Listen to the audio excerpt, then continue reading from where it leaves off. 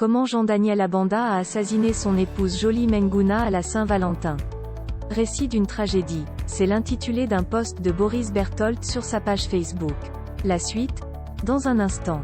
Abonnez-vous en activant la cloche de notification pour recevoir la primeur de nos futures publications. Cliquez également sur le bouton rejoindre pour devenir un super privilégié de la chaîne et participer à son agrandissement. Voici les détails de son post dans son intégralité. Le dimanche 24 janvier 2021, Jolie Elisabeth Menguna Noah se rend chez une amie qui découvre qu'elle a le visage tuméfié. Elle lui demande ce qui ne va pas. Jolie explique qu'elle a été tabassée par son mari, Jean Abanda Daniel Alimoka. Elle souligne que ce n'est pas la première fois. Dans son récit, Jolie décrit une situation tendue dans son couple où elle subit régulièrement les violences conjugales et ne peut rien. Elle indique que son mari ne dort presque pas à la maison et a des copines dehors qui ne se cachent même pas. Elle souligne que ça fait longtemps il ne la touche plus.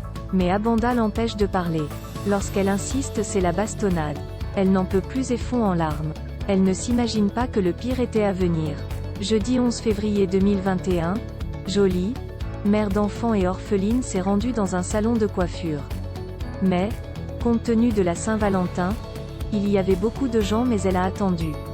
Cependant, voyant l'heure passer, elle déclare à sa copine « Mon mari va me taper ». Elle a peur. L'une des femmes au salon lui dit « Si tu as si peur de ton mari, il faut rentrer au lieu de te mettre dans les problèmes ». Jolie répond « Je le connais. Ça ne va rien changer. Il va faire ce qu'il a l'habitude de faire ». Elle appelle son petit frère pour lui expliquer la situation. Quelques minutes après, elle aperçoit son mari. Mais ce dernier fuit et repart. Elle l'appelle. Il ne prend pas dans un premier temps. Elle insiste et il lui « Je suis au carrefour Germaine ». Jolie lui dit « Ce n'est pas vrai. Je viens de te voir à côté du salon. Pourquoi tu n'es pas entré? Je n'aime pas ce genre de comportement ». 2 minutes après, Abanda débarque au salon avec son frère. Il salue et menace la coiffeuse en ces termes « C'est à cause de toi que j'ai les problèmes avec ma femme car elle est venue ici depuis 14h30 et à 20h elle est toujours là ». La coiffeuse lui explique qu'il y avait beaucoup de gens au salon. Ils attendent et ils rentrent ensemble.